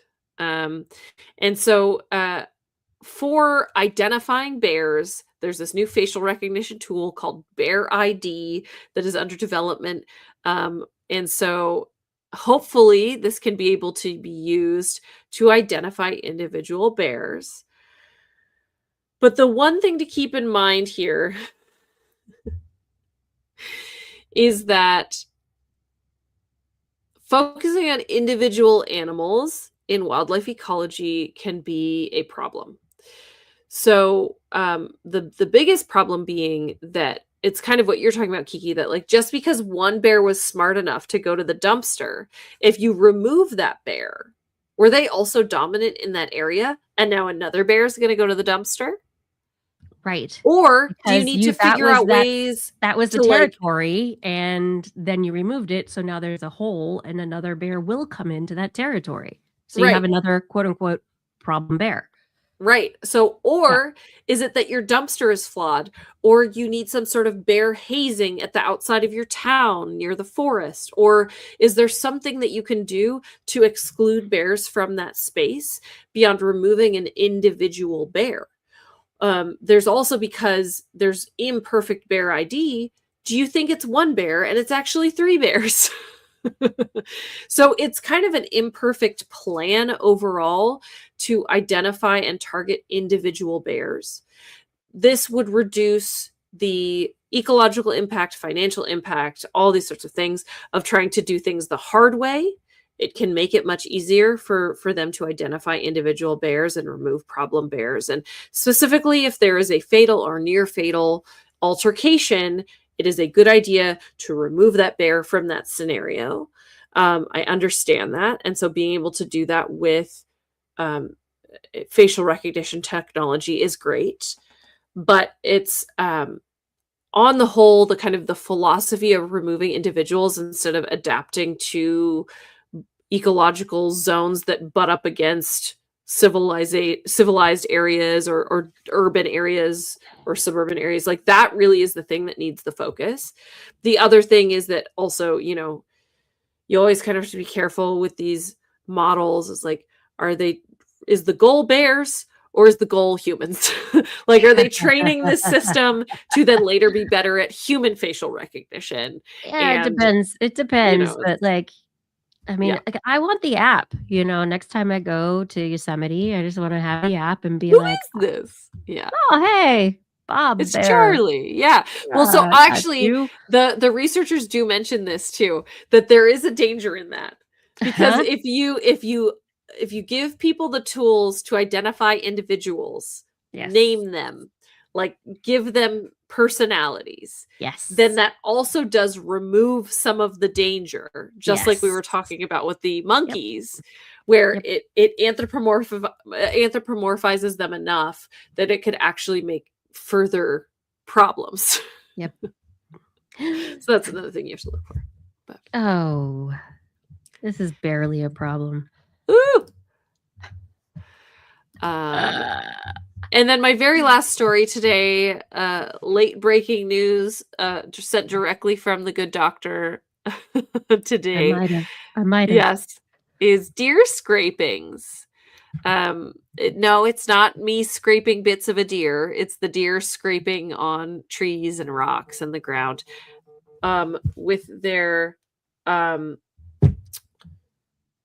antlers, with their feet, peeing on things, all those things. Turns out they glow in the dark. You love glow-in-the-dark animals. I Like, this know. is the whole thing. Like, you have a list, an ongoing list of, like, Yes. all the glow-in-the-dark animals. And I came across this study, and I was like, "I can't believe that you missed this one." But it did just Yeah, I come out didn't today. see it. Yeah, no, No, I love it. it It's just came out. So I just knowing how we've talked in the past about how we base everything on our human visual system Yes. and how we did not prepare for all the other ways that other animals can interpret signals and what that would look like or smell like, or whatever outside the human sensome. But like, I think it's fascinating. Like, I've Yeah. always wondered. So it's like mice leave their little ultraviolet pee trail or their Mhm. whatever trail, like their little path. And it's interesting because then we know the birds, owls, like that birds can see in the ultraviolet. So it also Mhm. makes it easier for birds to be able to see where the mice might be Right. going. You have moths and other nighttime organisms that have this ultraviolet display, right? That might be for each other or to confuse a predator, right? But it's something we never thought of and we never talked about in the No. last few years. We're like Yeah. taking a black light to everybody. Yes. So this is the part where my brain really started to struggle, because I learned now that rats glow in the dark, moles glow in the dark, animals are leaving glow in the dark pee trails. Mhm. Now we have deer, every tree they scrape their antlers on, every floor they scrape their foot on. So they have glands up in their head, and so Mhm. that's secreting an oil that is then glowing in the dark. They have glands between their hoofs, between their little toesies.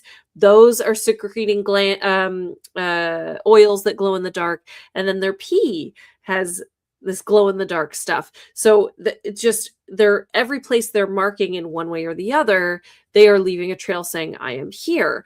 Now, I understand, especially male deer need to mark their territory so that other male deer buzz off, and also so, they can tell a female deer they're in the Mhm. area, and then the female marks and says, I'm in heat, and then the male goes, rah, rah, rah. So I understand the point. And so ultimately, this study is saying that it is olfactory and visual cues now. And so that's the big change, is that there's visual cues in addition to the olfactory cues. Here's where you lose me. Okay. That's okay. Good. They're All right. prey. Why are they advertising so heavily where they are? That seems like a mistake. Just like with the mice, why would you advertise the trail of pee that leads directly to where you're going, to a predator, to an owl? And so this is where I have a new theory. Is Awesome. that basically everything's UV. So animals Okay. see in the Mhm. dark. They can just see. They see as well as they do in the day. They just see everything. And so, like, we keep going like, this is glow in the dark, and this is glow in the dark, and this is glow in the dark. But really, to animals who are awake at night, it looks like a laser tag arena. Like, everything is outlined, like you can see everything, and it is a byproduct. It is not intentional. It is not a function. It is a byproduct. Like, things that are alive glow. Like, this is my new theory. Okay, so this is where I'm going to come into it, because Yes. you know how many like crime shows go in and they put the UV into a Yes. room and they're like, "Oh goodness, it's a crime scene in here." Mhm, Um, mhm, so our bodily fluids glow mhm. under UV light. Yeah. We can kind of see that during like golden hour. Like, there's the certain hour of the day when the wavelengths are shifting Okay. and you can see how the blue flowers glow like a little bit more blue. Like, we don't see the invisible blood stains, Right, but right. but we don't have the same nocturnal lifestyle or Mhm. visual system, and yet our fluids do the same thing. So the Mhm. question is, like, everything glows. Yes. There are some animals that use it as a map, and others, it's just like you said, just a byproduct, and they don't even know they're doing it. Yeah. Yeah. Yeah. So Or, deer I are don't know. crepuscular. They're awake at dawn and dusk. They are not Mhm. nocturnal. So But that's low light conditions. right. Right. And their eyes are huge with like Yeah. Yeah. like But that's what I'm saying is like they're not walking around at midnight going, "Where's the other deer?" Right? So yeah. it's if I was a predator who was nocturnal, I'd see these deer spots. I know there's a deer in the area. I might not know where the deer is sleeping. There's a paragraph in this paper I'm just seeing. Deer vision is adapted for heightened sensitivity in low light conditions. So the crepuscular aspect. That's also when the mountain lions, like the Mhm. cats who are going to come take them down, the predators are going to come get them. The optical lens of the deer lacks substantial pigments capable of filtering UV light, but they've been hypothesized to be visually sensitive to short wavelengths that predominate during crepuscular hours. Mhm. So, the photoluminescence, it's very possible that like there's some aspect of the deer visual system that makes them more sensitive during that low light period. Yeah. Yeah. Yeah, which ultimately is it all just noise. I think that's the part where I kind of When is it noise and when is it signal? yeah. And if you're a deer in the woods with lots of deer, every single tree has this on it. Guaranteed. Yeah. So how much is that actually telling you? Like you still have to go there to smell it to figure out is this a Yes. female in heat? Is this another male? So you can see there's rubbing there, but I'm going to Mhm. guess pretty much every tree has rubbing on it from a deer. And from many deers. Yeah, absolutely. All the deers. But I think it is something that we do not understand well enough. Mhm. And we don't understand, like, we're not in deer society. We don't understand. We don't know what they're paying attention to. We just make guesses. Yeah. Oh, biologists. And now I have a couple of stories which is similar, but for humans. We have neurodegenerative diseases that occur as a result of the buildup of toxins and metabolic products that are not, somehow they don't leave the cell. And so researchers have just published in Neuron from Baylor College of Medicine this last week their work looking at neurodegenerative diseases like ALS, amyotrophic lateral sclerosis, dementia, other things. And what is known is that in the neuron, in the cell, the membrane is the place, like everything's held inside of the cell. And then the membrane is where there are pores that are like the little tubes that all the garbage, you can either like take a vacuole and excrete it out into the extracellular space, or you have pores that just they're matched to the biophysics of various molecules so that they move them out against the chemical gradient. However, what they've discovered is that this doesn't happen all the time, and that in ALS, many times the pore is the problem. And so what will happen is there's a protein called TDP43, and it just doesn't go through the nuclear pore the way that it's supposed to. So it gets lost from the nucleus, but then all of it just builds up in the cytoplasm, and nothing breaks it down and nothing gets rid of it out of the cell. And normally there's quality control in place through the cell that is supposed to go around and make sure all this stuff works right. But sometimes it gets broken. And so they've moved on from this particular TDP43 trafficking problem, and been looking at a protein called velocin-containing protein, VCP. VCP is in all cells. It is quality control. It recognizes damaged, misfolded proteins, and it is part of making sure they are sent out of the cell, that they're extracted. Usually, it's active and it does great, but when it gets overactive, it removes proteins that it shouldn't remove. And so this is the issue with the mislocation of the TDP43. The pore that deals with TDP43 is impacted by too much VCP protein. The VCP protein basically it turns off the pore.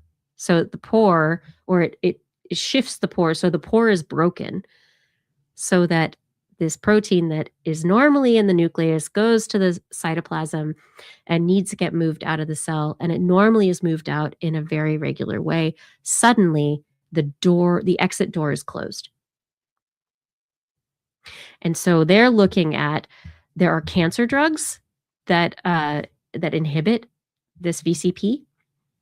However, you can't just like block VCP everywhere because it is in every cell. And so you would mess up a lot of tissue and organ function if you did that.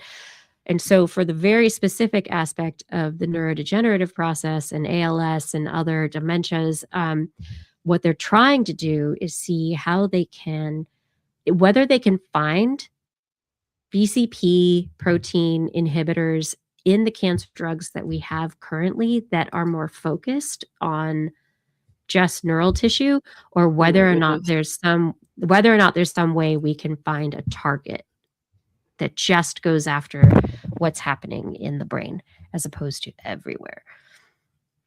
Anyway, yeah. Can you take it a step behind that? Like what? How do you? So there's also, why is the VCP overexpressed? Right? Why does it build up too much? That's one question. Right. They can't answer that question. Right. Because if you could answer that, you could stop what that is, yes, which might be much more targeted and wouldn't have the issue of targeting VCP in other tissues. Right. And so it's interesting though, because what they had done is kind of been like, oh, this protein is the problem in ALS. But really, it's the buildup of the protein because there's another signaling molecule that breaks the exit. And so that's the chain of command. And if you can go back, Yeah. So step by step. So we took it one step back. We need to go another step back. Yeah. Okay. That's really interesting. I think that is a really exciting part of medical science. Especially also like related, a lot of cancer studies, they're kind of taking it step back. So not just attacking the cancer, but what caused the cancer? What is causing the cancer cells to continue to form? Like, what caused that trigger to happen? Because that's how you can prevent disease before it happens. Yes. And that's also how you can treat it better, right? Exactly. And have less side effects, all that kind of stuff. Yeah. So instead of with a cudgel, right? Where you're fixed. Oh, okay. It's a scalpel, right? The resolution of our understanding is increasing, which I think is very exciting. That's awesome. Yeah. So I like this study because of that. And the last study for the night is basically the question, like, how do our brains decide what is us? Right? Like, where you are not your desk. You are not, your hands are on the desk. You are not a part of the desk. Maybe you took hallucinogenics and suddenly that understanding has changed, but our brains are able to determine the edges of ourselves and also allow us to do things like drive cars, use keyboards, write with pens and pencils. So allow us to use tools as if they were part of us, Oh, interesting. but still allow our self-identity, our self-understanding to be us. You get in a car and you drive, and you can drive it as if like you go, okay, I know where the edges are. I know where I can be. But you are not the car. And you know you're not the car. Mm-hmm. And how does that happen? We have issues with issues of like brain health where people have strokes or other diseases that suddenly they decide that the left half of their body is not them any longer. Right? Mm-hmm. Where that is a different person and it's following them everywhere and what's going on, and they're angry at this or their arm or their foot. You know, suddenly a part of your body you decide is not you any longer.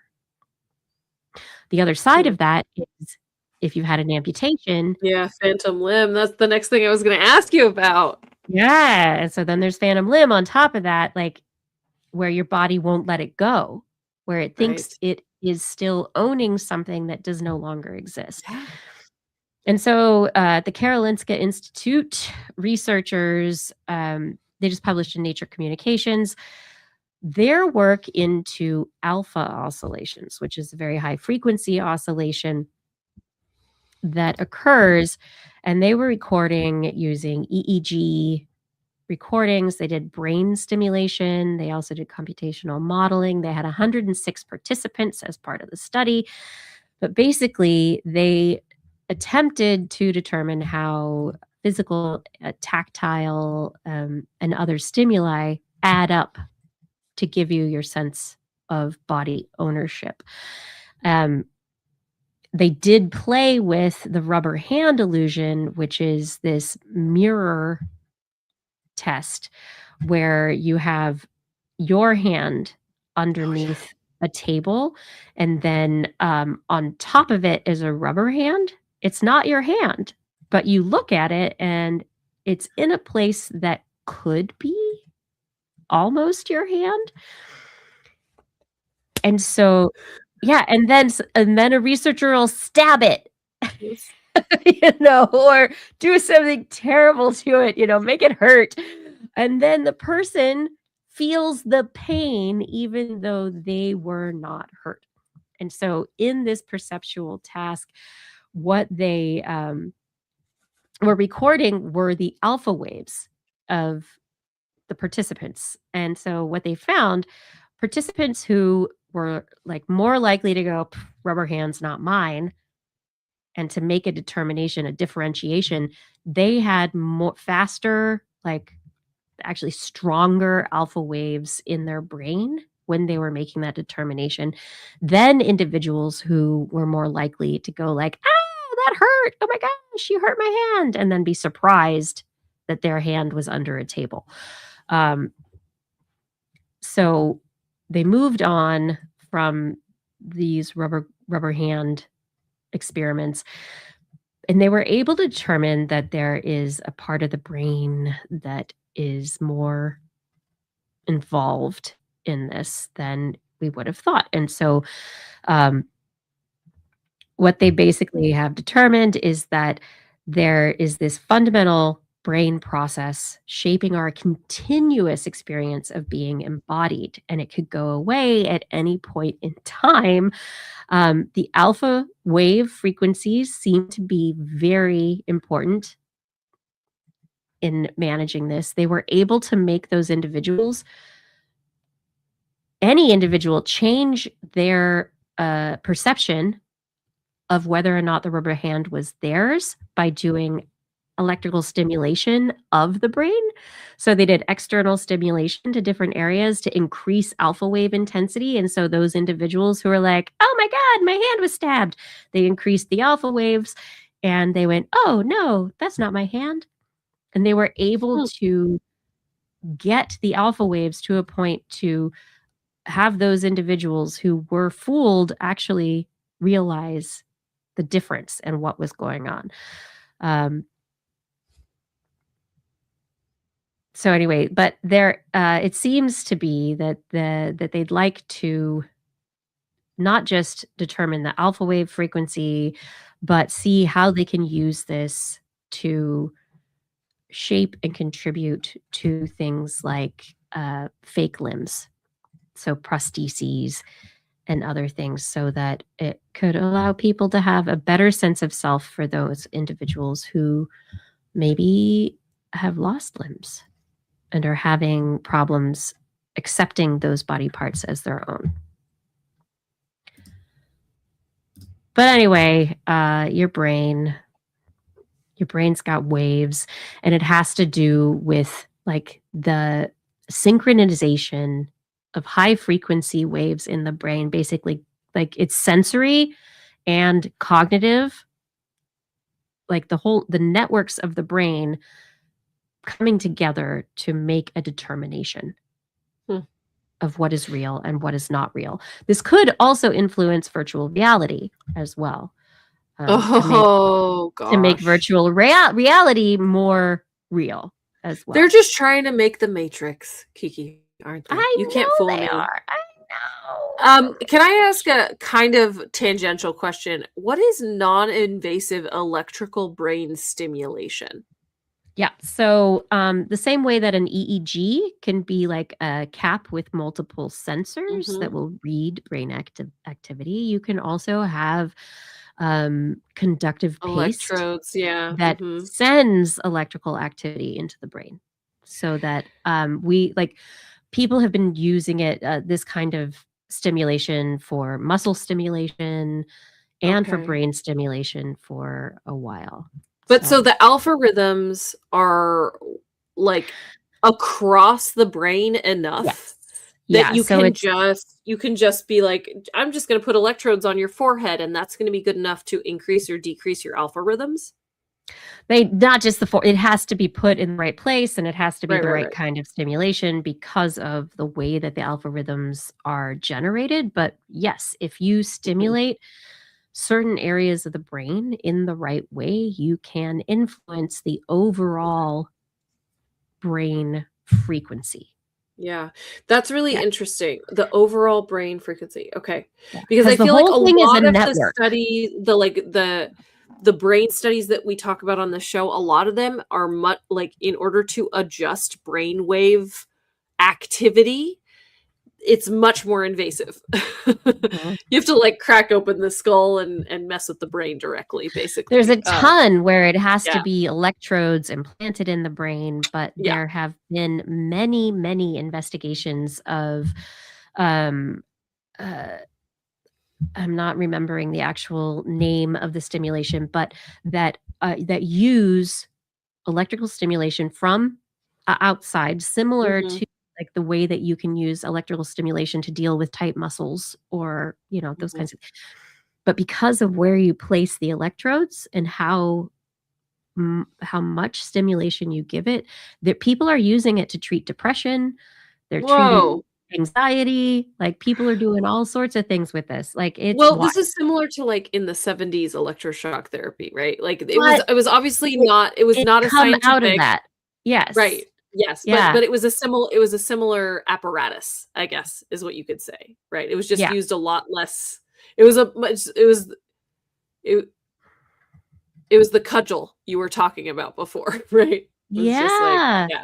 And it's still like people still do just like electroshock to the brain, in serious situations. It's like a reset, right? But in the more what we're doing now, people are trying to find ways to adjust the electrical activity within their brain in a way that is beneficial to their behavior.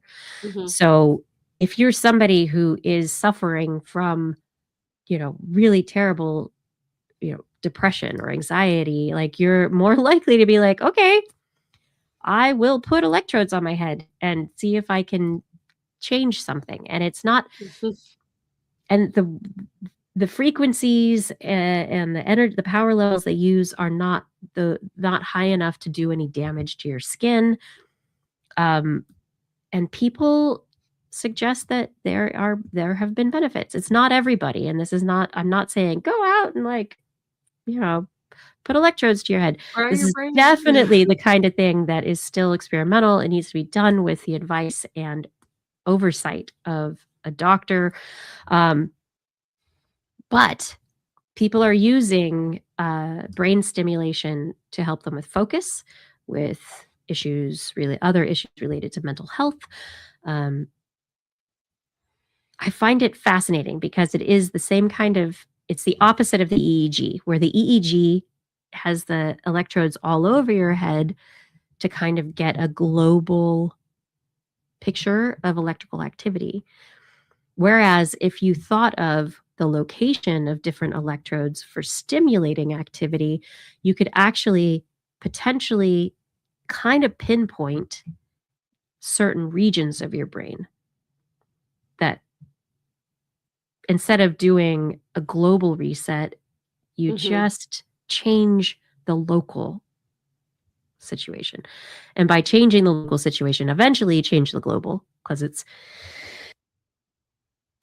all networked. Yeah. And you're changing kind of practiced pathways and all that kind of stuff. Yes. Absolutely. Right. Yep. And so by the electrochemical pathways of the brain, by maybe stimulating electrically certain neural pathways, maybe there will be growth. Maybe you'll have more synapses. Maybe you'll have the impact that we need to get to that, non-depressive place or wherever it is that you want to be. But years ago, I was like, what? This is wackadoodle. But it is, the evidence is fascinating. And for some people, it really works. I think it's still a cudgel, but it's a smaller cudgel. Yeah. No, absolutely. It's a softer cudgel too, I think. Yeah. Nice. Well, I can't wait to hear more about this. Yeah.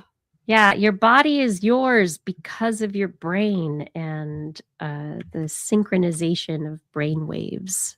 I'm going to think about this on my commute tomorrow. Right? I am not my car. Are telling me what the size and shape of my car is, but that I am not my car. Absolutely. Love that. Yeah. I mean, seriously, why are tools, but we do not, and we use them as if they're extensions of our body, but they are not us. Right? I think it's fascinating. And I wonder things like race car drivers or people who do use things like cars, like whatever, at an extreme level of ability. Do they feel like they're their car? Like, do they have actually lower alpha waves because there's no barrier between them and the car? Yeah. Or even like, could highway hypnosis be explained by this? Right? Where you just kind of zone out and you are your car and it's been 20 miles. Absolutely. Yep. So many questions. PhD research ideas for anybody out there who wants to go study them. Blair, have we done it? We've done it. We made it to the end of the show. Thank you, everybody, for sticking with us and joining us for this conversation tonight. Yeah. I appreciate it. I honestly, it's been a rough week. And so coming here and having a good conversation and just enjoying being curious and digging into stuff like this, it's good for me. So I hope it was good for you. It's great to be reminded that even when there's really scary or upsetting or strange things happening out in the world, there are still people who are going into the lab every day. They're putting on their lab coat, they're grabbing their pipette, and they are making our future better through knowledge, through experimentation, through improvements to human health or technology. It's awesome. So many questions. Let's find the answers together. Shout outs to all of you in the chat room. Thank you for joining us tonight. Gord, Arnlor, thank you for all the work that you do, making sure that our chat rooms are good places to be. But really, it's all of you. Come on, everyone. It's you making it good places to be. You are the chat. Chat. Vada, thank you for your help with social media and show notes. Identity Forward, thank you for recording the show. And Rachel, thank you so much for all your work editing the show. I just appreciate all the work that people do to make this show possible, especially our Patreon sponsors. So thank you to Aaron Anathema, Adam Mishkan, Alan Viola, Ali Coffin, Andrew Swanson, Artem, Arthur Kepler, Bob Calder, Bob Coles, Brendan Minish, Brian Carrington, Chris Wozniak, Christopher Dreyer, Christopher Rappin, Craig Landon, Craig Potts, Daryl Myshak, Dave Wilkinson, David E. Youngblood, Don Mundus, Donathan Styles, a.k.a. Don Stylo, E.O., Eden Mundell, Eric Knapp, Flying Out, Fredis104, G. Burton Lattimore, George Corrish, Greg Briggs, Jack, Jason Olds, John Atwood, John McKee, John Ratnaswamy, Johnny Gridley, Ken Hayes, Kent Northcote, Kevin Perchan, Kevin Reardon, Kurt Larson, Lon Makes, Lauren Gifford, Mary Gertz, Marjorie, Mark Hessenflow, Mark Jenkins, Noodles, Patrick Pecoraro, Paul, Baldy Disney, Paul Ronovich, Philip Shane, Pierre Velazarb, Richard Badge, Robert Norland, Robert Farley, Rodney Lewis, Rudy Garcia, Remy Day, Sean Clare Slab, Shoe Brew, Stephen Alberon, Steve Leisman, aka Zima, Sue Doster, Teresa Smith, Tony Steele, and Vagar Shefstad. Thank you for your support of TWIS on Patreon. And if you would like to support TWIS, head over to twis.org and click on that Patreon link. You'll follow the instructions. I know you will. You're good at that. On next week's show, we will be back on Wednesday at 8 p.m. Pacific time, broadcasting live from our Twitch, YouTube, and Facebook channels. Oh, yeah. Want to listen to us as a podcast? Just search for This Week in Science wherever podcasts are found, wherever you like to find podcasts. And if you enjoyed the show, make sure to get your friends to subscribe too. Share TWIS. Whoop. For more information on anything you've heard here today, show notes and links to our stories will be available on our website. That's at www.twis.org. You can also sign up for a newsletter there.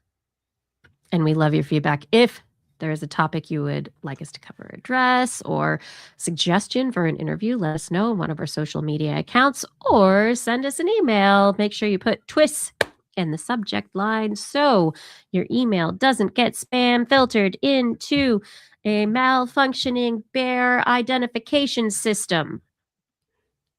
Say, this isn't a bear, this is an email. No, bears are emails too. We look forward to discussing science with you again next week. And if you've learned anything from the show, remember, it's all in your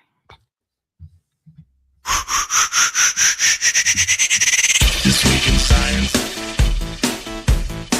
This week in science. This week in science.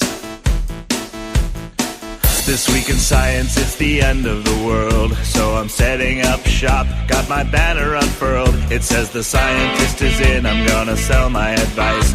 Show them how to stop the robots with a simple device. I'll reverse global warming with a wave of my hand. And all it'll cost you is a couple of grand. 'Cause this week's science is coming your way. So everybody listen to what I say. I use the scientific method for all that it's worth. And I'll broadcast my opinion all over the earth. 'Cause it's This Week in Science. This Week in Science. This Week in Science. Science. Science. This Week in Science. This Week in Science. This Week in Science. Science. Science. Science. Science. I've got one disclaimer and it shouldn't be news. That what I say may not represent your views. What we say is only our views. It probably doesn't represent other, but might represent other. It's not a thing. Nope. August 12th, 7-second loss. I've never heard of that. Scream engine. Now I have to check out some kind of conspiracy theory. Okay. I've never heard of that. Did we have a 7-second? I didn't have a 7-second loss of gravity. Did you? What are you? Oh, next show, look into that. August 12th, 7-second loss of gravity theory going around. I didn't see it at first. What? I didn't. I don't know. What? August? for being I'm here, Googling it people. right now. I know, right? I love random. The AI overview says the claim circulating online that the Earth will lose gravity for a few seconds on August 12th, Oh. 2026 is a false conspiracy theory. Really? Scientists and NASA confirm that such an event is physically impossible according to the known laws of physics. Duh! Oh my Why is this a rumor? Where'd it come from? Oh my god, just clicks. It's just to make clicks. It's just clicks, right? Repeated hoax. Apparently, this is something that like pops up over and over again. Hilarious. Okay. It's not. Come on, people. People, be analytical, be skeptical. Like, use your brains. It would make a great movie plot. I agree with that. What was the one? Was it Moonfall? There was like a movie where the moon suddenly started like coming into the earth, was going to crash into the earth, and the earth was being all ripped apart and everything. And then like they sent random people to the moon to save everything. And it turned out that the moon was hollow, and like it was like the most it was one of my favorite movies because it was so ridiculous and funny. Like I enjoy stuff like that when movies don't take themselves seriously. Yeah. Well, was it Doctor Who that discovered that the moon was a dragon egg or something? I think that was Doctor Who. Which is the best. Yeah. Don't let it hatch. No. Oh my goodness. I'm sneezing. Blair, how tired are you, caffeinated lady? I'm not that tired, but I do have to go because both me and Brian have to wake up at 5. Ouch. Yeah. No, there are things that must happen in life and the world. And I'm monopolizing the room with the bed in it, so I do have to go. Nobody can sleep until we're done talking. No. So good. Yes. Oh my God. I love this idea. If loss of gravity was a repeating but random event, when's it gonna happen again? That just makes me think about, do you remember at the beginning of Mary Poppins when their next door neighbor fires a cannon and then they run through the house like holding everything up and putting things back where they go and keeping things from crashing? I feel like it'd be that, right? You'd just be like, it's over. I just want an umbrella so that I can like hook the end of the umbrella around a pole and that'd be fun. I'd be fine because I wouldn't go anywhere. I'd just be hanging out next to a stop sign, I guess. Oh my goodness. Wild. I love it. Well, this is like the whole thing about being raptured too. Like, what if you're in the house? Then you just bang against the roof over and over? Hit the ceiling. Yeah. Okay. Naked, I guess, also. So it's fun. I mean, it doesn't. It's the rapture. It does not discern. It doesn't care. Just if you're gonna go, it's time to go. But you should be outside. Yeah. You should have known that it would have been at 3:00 on Friday. Told me. Come on. August 12th, apparently. That's the 7-second loss in gravity. It's the rapture. Wait. So, oh no, it was 7 seconds. 7 Seconds to Mars is a band. Is it? Was there there's a band called 7 Seconds to Mars, but then I think there's another. Was it Jared Leto's band that did something related to like seven? I don't know. I don't know. Interesting. Whatever. Okay. Numerology is just bad math, you guys. Is that what this comes from? It's a numerology Probably. thing? I'm just trying to like what's the Yeah. 7 seconds? Like where'd that Probably. come from? I'm The like, crystals told them. I don't know. yeah. I mean, very often it's just math done by people who actually don't know how to Yeah. do math. Like if somebody who failed math class in high school is now telling you about something related to calendars and math, you should really ask more questions. Yeah, it's that Mhm. riddle that always goes around on the internet where it's like, dinner was $27. I gave the waiter $30. He gave me back $3. I gave him a $2 tip, and then and then I gave $1 to somebody else. Where'd a dollar go? It's like, Where no. no. No. No, no, no, no, Yeah. no. Yeah. It's the same way that you like do time zone math where you're like Yeah. it's from like 10 a.m. to 1 p.m.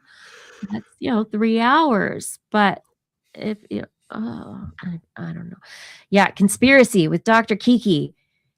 I'm just gonna be upset, Angry? Yeah. angry, Yeah. cranky and angry the whole time.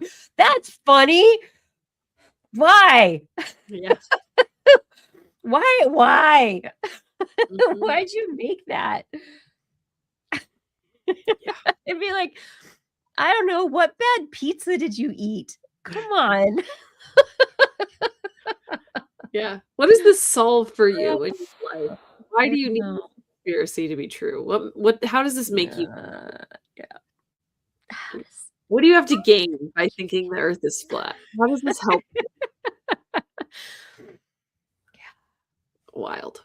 Okay. Some people just need to be part of a team and have Yeah. people like them and to be right for once, even though they're wrong.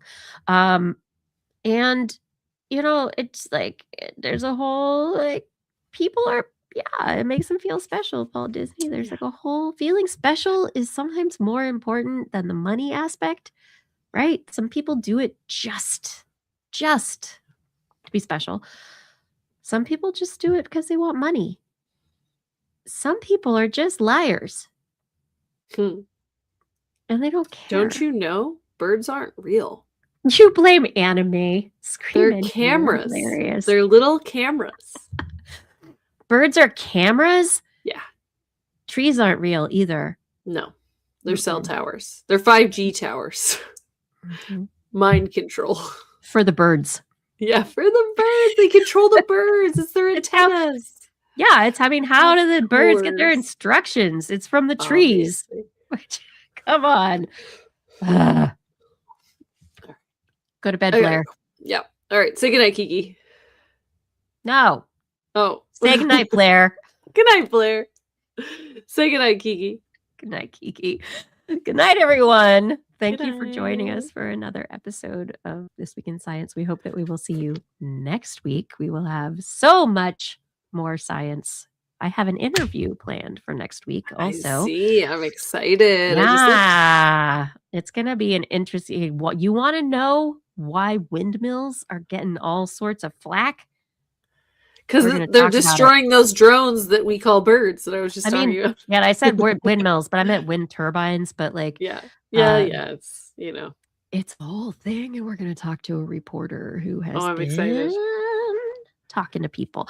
So it's very That's great. exciting. We're going to talk about wind turbines and how people feel about them next week. It'll be great. Mhm. But in the meanwhile, yeah, Scream Engine, stay grounded and strapped in. Oh yeah. That Wear your thick, heavy boots. Yeah. Make sure you've got your emergency kit. Make sure you know where your neighbors are. Make sure you've memorized a few phone numbers and be ready to record with your burner phone. But in the other things that we want to do is we want to stay kind, compassionate, safe, healthy. Happy is the whole thing. I don't know about that one. Do your best. Yeah, do your best. Stay curious. And as Justin would say, stay lucky. Yeah. We'll see you next week. Good night.